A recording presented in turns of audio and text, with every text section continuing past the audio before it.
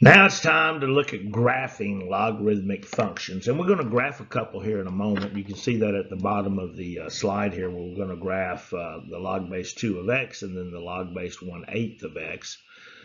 And before we do that, though, because both of these would be considered to be parent functions of the logarithmic function, and let's take a look at some of the things that we might expect.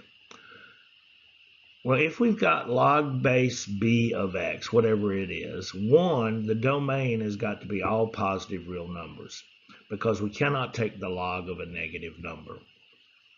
Cannot take the log of a negative number. And since we cannot take the log of a negative number, we're going to have an asymptote. Now we're talking about the parent functions now.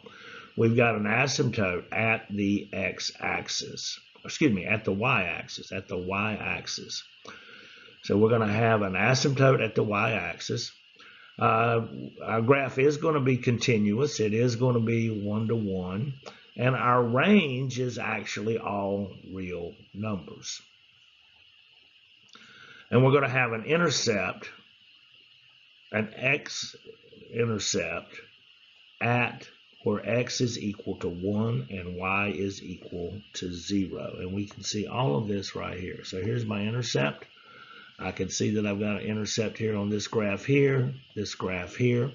Now the difference between these two, this graph here on the left, the base is greater than 1. So we got an asymptote at the y-axis. It comes from way negative. Then we have an x-intercept there at 1, where x is equal to 1, y is equal to 0.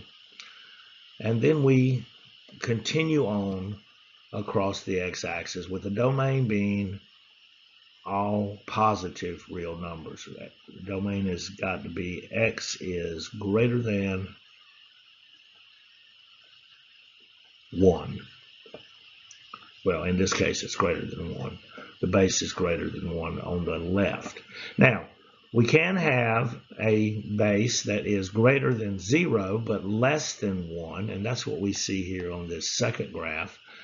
And we see that being when the base is less than 1 but greater than 0, we're going to have a reflection across the x-axis. So that's some of the characteristics there of our parent logarithmic functions. Now we're going to go proceed over here and graph a couple of these. We're going to take a look to see what they look like. All right, we're here on the graphing calculator, and actually I've got the graph, I'm seeing the graph screen. Let me check my window settings. And I'm back kind of to the default, and that's probably good enough for what I'm going to do. I don't think my stat plot is on. Let me go check on that. Nope, my stat plots are turned off. So I'm going in here to y equals, and we're going to graph the log. It was log base 2 of x is my first one. Now to get to that log base 2, I can hit math, and first time I'm just going to scroll down. And I'm looking for this option right here, which happens to be at A, which is log base. Now, on the operating system of this particular calculator, it's going to give me the ability to put in the base. On some calculators, we may have to do a change of base, and we'll have to talk about that later. But I'm going to choose this option A.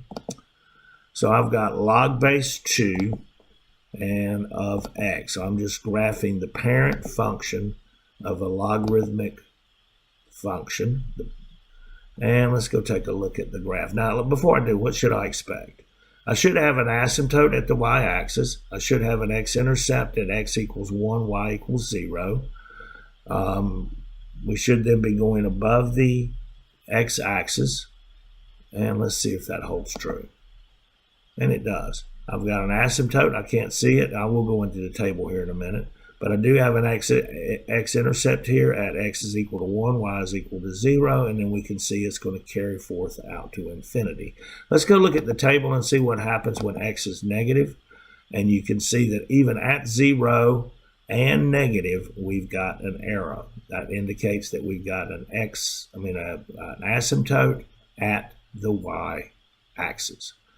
Let's go graph the second one. And so I'm going to clear out what we have here. And I'm going to go back to the math screen. This time, since I know it's at A, I'm going to hit alpha. And then math, alpha A gives me A. It pops right on in. And I'm going to put this 1/8. Remember, it was log base 1/8. I'm going to put it in parentheses. And we've got the log of base 1/8 equals x.